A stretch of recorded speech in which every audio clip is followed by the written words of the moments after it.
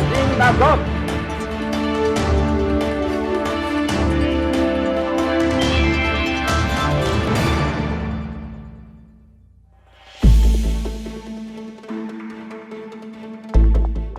Hello again to our viewers, and welcome to the video studio of the Israel Institute for Strategic Studies, IISS. It has become almost a truism to state that one of Israel's most valuable and valued strategic assets is its relations with the United States. In the public discourse, this relationship is usually presented as one between a benevolent patron and a supplicant client. In the short video, in which IISS Director of Operations Malcolm Dash interviews former Ambassador Yoram Ettinger, a renowned expert on US-Israel relations, we challenge this common patron-client perception of the relationship and show it to be a more balanced bilateral bond from which both sides derive considerable benefits. I'd like to welcome today retired Ambassador Yoram Ettinger, an expert on US-Israel relations and the Middle East. Served as Minister of Congressional Affairs at Israel's Embassy in Washington. Yoram, some prominent Western journalists have claimed that Israel's policy towards the Palestinians and Iran have transformed Israel from an asset to a burden on the US. Is this a valid claim? The US shapes its national security and homeland security policies towards Israel based on prime American national security and homeland security interests, which evolve not around the Palestinian issue, but rather around the threat posed by Iran, the major threat, clear and present danger of Islamic terrorism, as well as the urgent need to bolster the pro-US Arab regimes in the Middle East. Israel constitutes a unique ally when it comes to each one of those challenges, those threats to the USA. Israel has become a major source of counter-terrorism intelligence for the US. In fact, today, Israel provides the US more intelligence than all NATO countries combined. Israel is the only country in the Middle East and beyond which extends the strategic hand of the USA, which has been contracted in recent years by draconian cuts in the defense budget. Israel constitutes the battle-tested laboratory of the huge US defense industries, providing the US defense industries with ongoing lessons on the operation, maintenance, and repairs of hundreds of US military systems employed by Israel, which provides the US a rare source of research and development, saving the US some 10 to 20 years of research and development and increasing US exports. And so you think that the 100 million odd Arabs in the region are not as important or more important than Israel?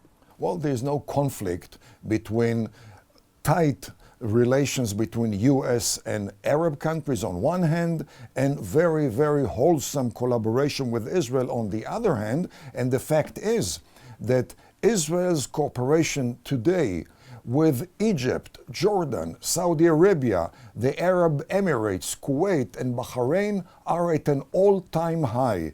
The relations are at an all-time high because those pro-American Arab countries consider Israel to be the most effective life insurance agent in this area. They feel the Iranian and the terror machetes at their throat, and they consider Israel to be a country with very sound posture of deterrence, very effective military power projection, which protects them, their own rule in their own country. You know, this leads me to another question, Yoram. Would you agree that Israel's foot dragging on the two-state solution may cause a major rift between the US and Israel? Well, the issue should be, would the proposed Palestinian state constitute an asset or a liability to vital American interest? A Palestinian state west of the Jordan River would doom the pro-American Hashemite regime east of the river. The relations between the Palestinians on one hand and the Hashemites on the other hand have been replete with civil wars, military and political conflicts, confrontations. A Palestinian state west of the river not only would doom the Hashemites east of the river, but that would cause a spillover effect from Jordan southward into Saudi Arabia and the rest of the pro-American Arab Gulf states, which would be a major bonanza to Iran, to Russia, to China, at the expense of vital American economic and military interests. That type of avalanche at this stage is spared by a very strong Israel, which has a major posture of deterrence. For Israel to withdraw from the mountain ridges of Judea, Samaria, allowing the establishment of a Palestinian state, would transform Israel from a national security producer for the U.S. into a national security consumer and a burden upon the U.S. A final question for you, Yoram. Is the covenant between the U.S. and Israel a result of Jewish influence on U.S. policymakers and legislators? Does the Jewish community in America have enough influence to change policy of an American administration? There's no doubt that U.S. Jewry has served as a tailwind to the very special relations between the U.S. and Israel. But it's a historical and geostrategic mistake to assume that the special covenant between the American public and legislators on one hand and Israel on the other hand is a result of Jewish influence. The beginning of the special attitude by the American public towards the idea of a Jewish state on the land of Israel started with the arrival of the Mayflower, the early pilgrims of 1620, which according to their own worldview arrived to the modern day promised land. They considered the Bible, they considered Jewish history as a pillar of fire for their own voyage to the new land in America. According to them, they left modern day Egypt, they went through the modern day partition of the Red Sea, namely the Atlantic, and they arrived to modern day Canaan.